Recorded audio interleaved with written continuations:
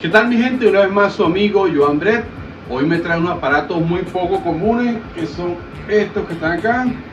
Son los llamados transfer, son unos transfer mecánicos, funcionan de manera automática y manual. Estos que ven acá son equipos de verdad bastante costosos, pesan demasiado, entonces se los coloco aquí, se los muestro. Este es el transfer se dañaron.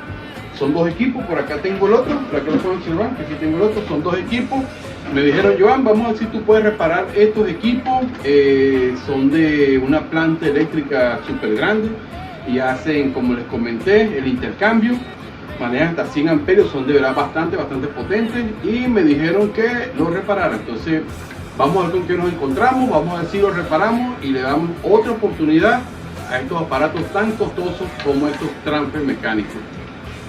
Síganme a ver qué hacemos.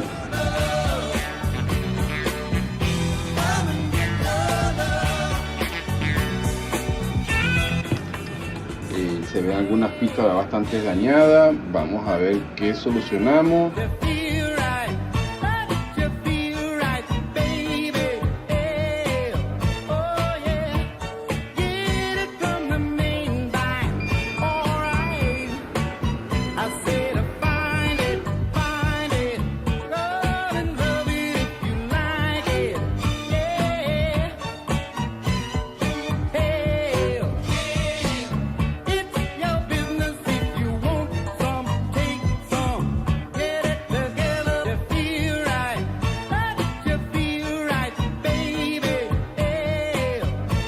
Bueno mi gente, ya hemos terminado los transfer, estos que están aquí, los transfer mecánicos.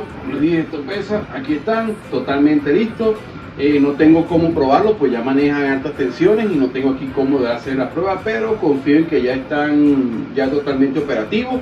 De igual manera, a la persona que cuando los va a instalar, yo siempre les sugiero que grabe un video o tome una foto de su funcionamiento para luego subirlo a mi canal y efectivamente corroborar con ustedes también de que el aparato que se le entregó una segunda oportunidad y ya está totalmente operativo. Así que bueno, otra reparación más de estos transfer de parte de su amigo Joan Brett. Así que hasta la próxima muchachos, nos vemos.